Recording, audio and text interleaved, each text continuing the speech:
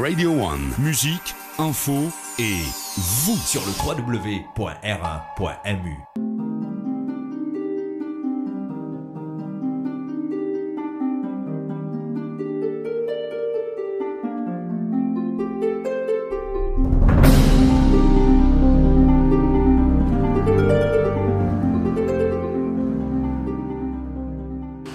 Les pierres taillées des églises ont une histoire, et celle de Sainte-Thérèse n'échappe pas à cette règle.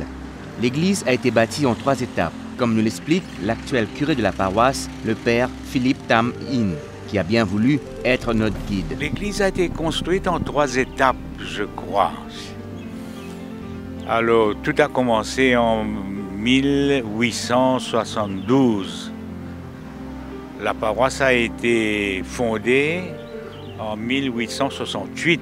La première bâtisse était une petite bâtisse qui correspondait à la nef, disons, centrale de l'église d'aujourd'hui. Mais bien vite, ça s'est révélé trop petit. On a dû faire une deuxième construction. On a mis sur la façade de l'église une tour carrée, mais pas un clocher comme en flèche comme on a maintenant. La 3e construction qu'on a fait, on a ajouté le clocher. On a ajouté le préau et le clocher. Mais l'idée c'était que l'église soit plus haute aussi. Mais je crois manque de fonds, ils ne l'ont pas fait. Alors, le dernier constructeur de l'église s'attend à ce qu'un jour on termine la construction de cette église en mettant la toiture à sa juste hauteur.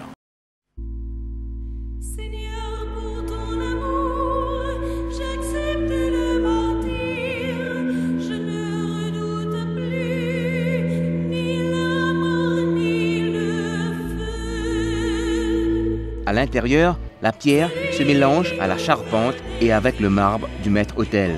Les nombreux vitraux font chanter la lumière, donnant ainsi un effet flamboyant. Nous sommes à l'intérieur de l'église, comme vous voyez.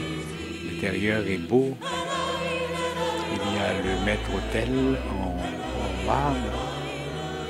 Pour la petite histoire, quand on a commandé le maître-autel, et il était trop haut pour le petit chœur de la première église. Donc voilà pourquoi, c'est une des raisons pour laquelle on avait démoli la première bâtisse pour en faire une autre. Tout ça a été offert par des paroissiens généreux. La diversité des couleurs et des communautés qu'il y a sur la paroisse.